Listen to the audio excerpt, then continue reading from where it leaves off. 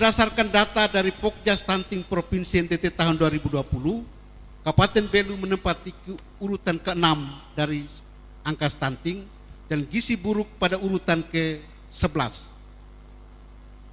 Oleh karena itu, pemerintah berupaya keras untuk mengatasi masalah stunting dan gizi buruk.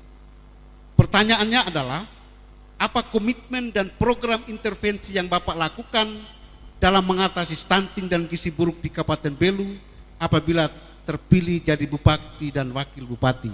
Waktu 3 menit dimulai dari sekarang. Terima kasih. Ada 5 pilar dalam penanggulangan stunting. 1 komitmen, 2 kampanye, 3 konvergensi, 4 program, dan 5 akses pangan, bergizi dan monitoring program.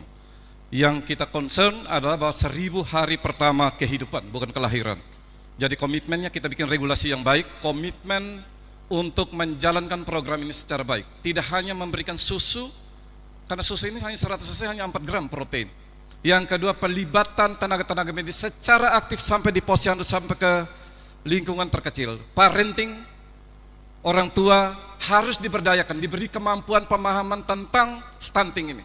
Jadi di dalam keluarga orang tua, di lingkungan sekitar kita berdayakan tanaman keluarga, ya, gizi keluarga, kemudian pemberdayaan kader-kader di sana, pelibatan tenaga medis untuk mendeteksi sedini mungkin, bukan hanya sudah lahir kita terlambat 80%, ya, sejak dari dalam kandungan kita sudah terlibat aktif di sana, bukan hanya ukur tinggi kandungan dan usia kehamilan dan hanya berat badan saja.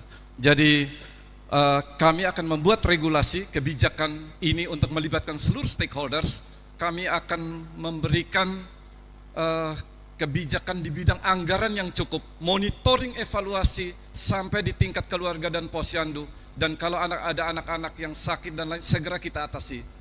Poinnya adalah di pencegahan sebenarnya.